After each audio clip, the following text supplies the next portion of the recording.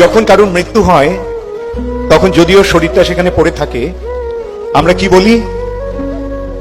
ও চলে গেছে, তাই না? দেহ ত্যাগ করেছে, দেহটা ত্যাগ করেছে, দেহ ত্যাগ করেছে। এখন কে দেহ ত্যাগ করলো? দেহটা কে ত্যাগ করেছে? যে যার উপস্থিতির ফলে শরীরে জীবন থাকে বা চেতনা থাকে, সে হচ্ছে প্রকৃত আমি, তাই নয় কি? সেই হচ্ছে সে প্রকৃত ব্যক্তি। তো সেই যখন চলে যায় তখন শরীরে আর জীবন থাকে না, শরীরে আর চেতনা থাকে না। তাহলে এখন যদি আমি জিজ্ঞাসা করি যে আমাদের প্রকৃত স্বরূপে আমরা কি, আমাদের প্রকৃত স্বরূপে আমরা কে, কে কে উত্তর দিতে পারবেন? অনেক হাত উঠেছে, ভালো। নাকি আমি আরেকবার বুঝিয়ে দেব?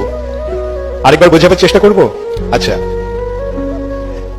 দেহটার যখন মৃত্যু হয় তখন আমরা কি বলি? আমরা কি বলি? যে উনি চলে গেছেন, উনি দেহ ত্যাগ করেছেন, বলি না? ও পরলোকগত হয়েছে, পরলোকগত হয়েছে। কে হয়েছে? দেহটা হয়েছে না অন্য কেউ? কে হয়েছে? কে চলে গেছে? যার চলে যাওয়ার ফলে দেহটা মৃত্যু হয়েছে।